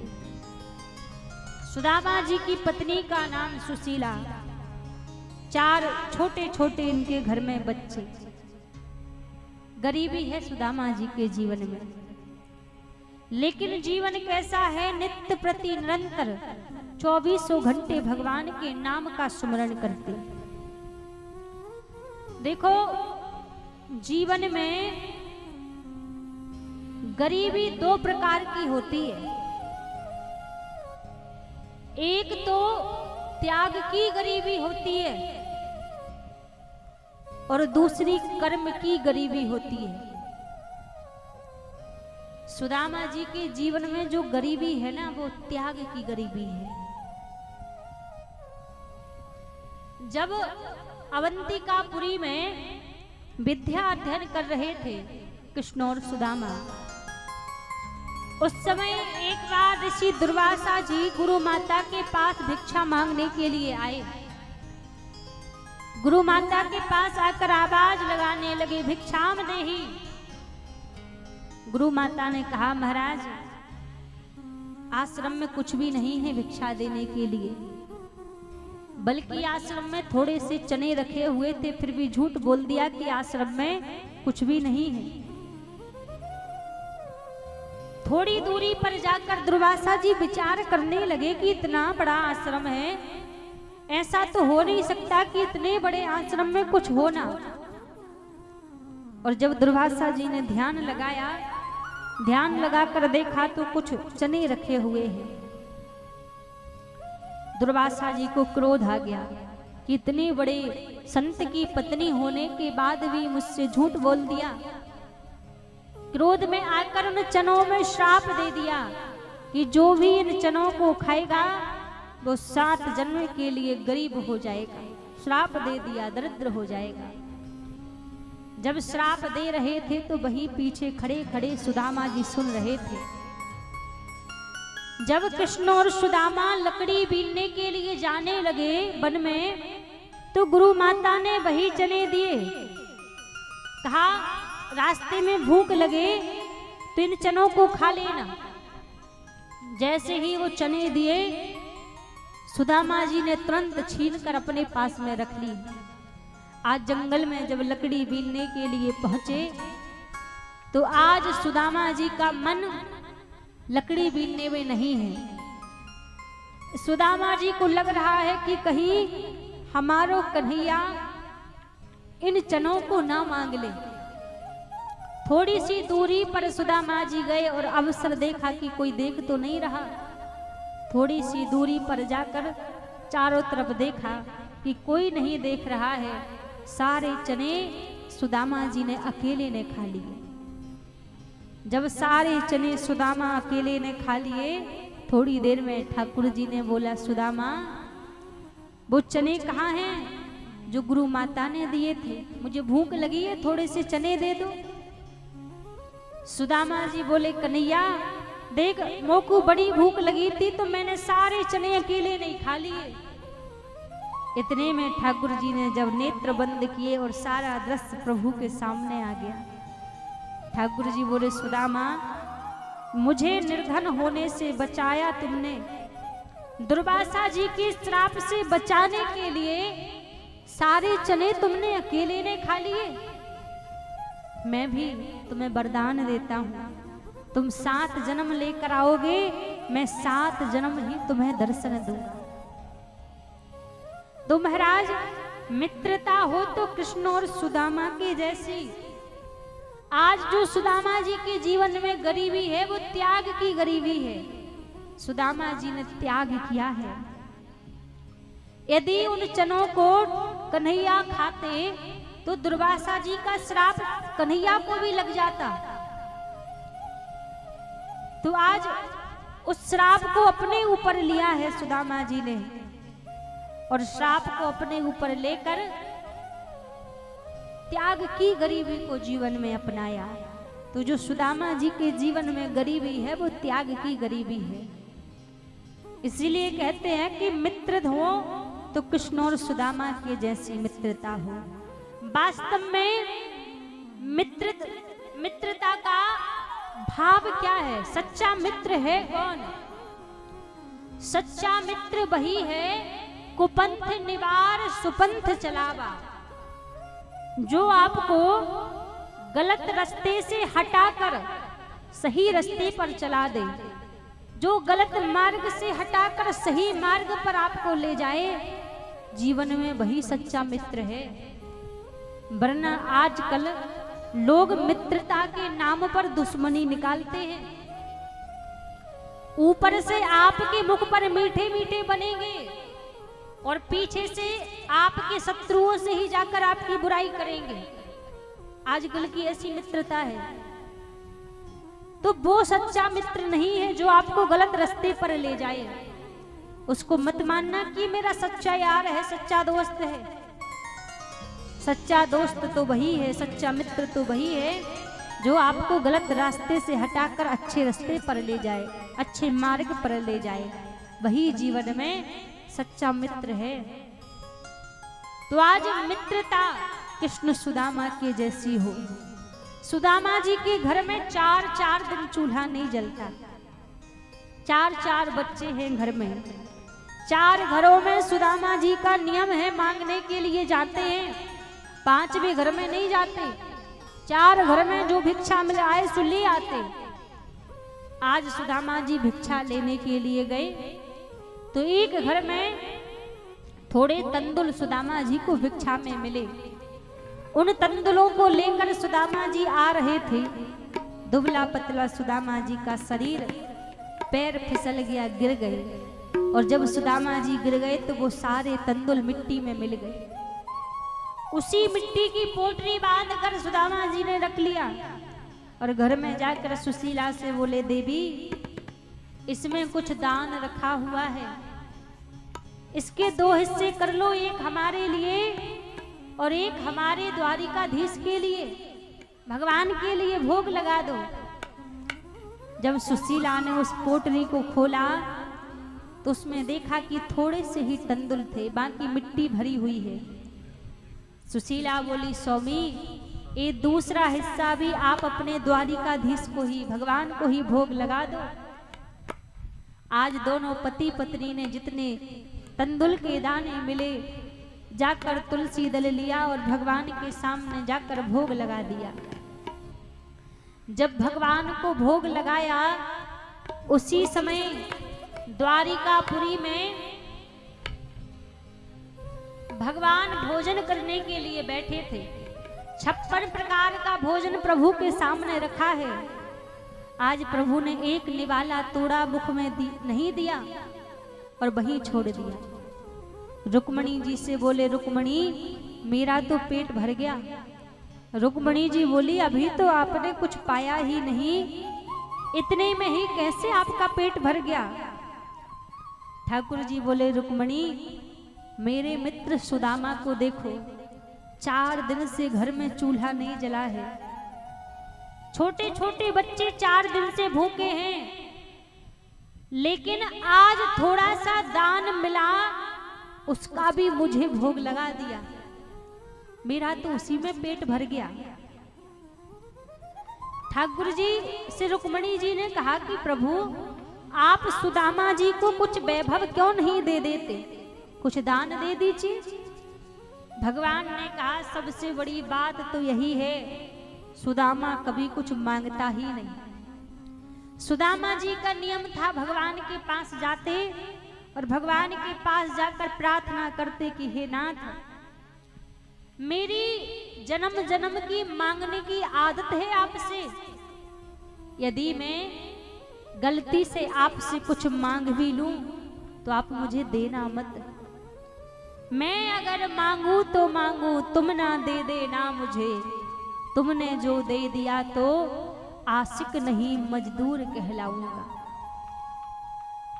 मैंने गलती से आपसे कभी मांग लिया और आपने मुझे दे दिया तो फिर मैं आपका भक्त नहीं कहलाऊंगा, फिर तो मजदूर बन जाऊंगा कि दिन भर भजन किया और शाम को मांग कर आ गया। इसलिए प्रभु आप मुझे कुछ देना मत।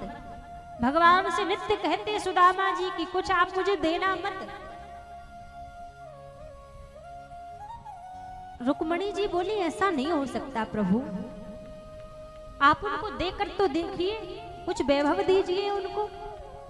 भगवान बोले भरोसा नहीं होता तो जाके परीक्षा ले लो, तुम देकर देख लो। रुक्मणी जी बोली मैं जाऊंगी। आज भोर की बेला हुई, सुदामा और सुशीला दोनों मिलके जंगल में लकड़ी बीनने के लिए गए। और जब दोनों लकड़ी बीनने के लिए गए, आगे आगे सुदामा जी जा रहे हैं, पीछे पीछे सुशीला जा रही हैं। लक्ष्मी जी गई और जाकर अपनी माया के द्वारा एक सोने से भरी पोटरी को, जिस मार्ग से सुदामा जी जा रहे थे उस मार्ग पर लक्ष्मी जी ने, रुक्मणी जी ने जाकर रख दिया। अब जैसे ही आगे आगे सुदामा जी जा रहे, पीछे पीछे सुशीला आ रही है। सुदामा जी चलते जा रहे थे, सुदामा जी ने जैसे देखा कि रास्ते में सोने से भरी एक पोटरी पड़ी हुई है, सुदामा जी को लगा कि पीछे सुशीला आ रही है, नारी है, कहीं ये धन देखकर भावना बदल जाए, पता नहीं किसका धन पड़ा होगा, बेचारा परेशान हो रहा होगा। तो सुदामा जी क्या करने लगे, मिट्टी उठाकर उस पोटरी के ऊपर मिट्टी डालने लगे कि ढक जाए, सुशीला की नजर ना पड़े इसके ऊपर। और जैसे मिट्टी डालने लगे उस सोने के ऊपर, पीछे से सुशीला जी आई और आकर बोली स्वामी आप मिट्टी के ऊपर मिट्टी क्यों डाल रहे हैं, चलो हमें देरी हो रही है, लकड़ी बीनकर घर लौटना है। जैसी सुशीला ने कहा, सुदामा जी के कान खड़े हो गए, तुरंत कहने लगे देवी मैं मानता था कि मैं भजन करता हूँ, के बराबर दिखाई दिया कि जो हमारा नहीं है तो वो मिट्टी के समान ही है। अरे उसके पास तो कितना भी आ जाए उसको मन में कभी शांति नहीं मिलेगी। धैर्यता का धन, संतुष्टि का धन जिसको मिल गया वो संसार में सबसे बड़ा धैर्यवान व्यक्ति है, सबसे बड़ा धनवान है। क्योंकि सच्चा सुख जीवन में वही है। आपके गले में पहनने के लिए सोने की चैन होवे या ना होवे, पर घर में सोने के लिए आपको शांति से नींद आ जाए, वही जीवन में सच्चा सुख है। गले में खूब सोना चांदी पहन रखा है लेकिन बिस्तर पर लेटते ही सब नींद नहीं है तो वो जीवन में सुख नहीं है। आप भली आधी रोटी अपने घर में खाते हैं लेकिन इस रात्रि में आप शांति से विश्राम करते हैं, शांति से यदि सो रहे हैं, नींद आ रही है तो समझो कि आप सबसे बड़े सुख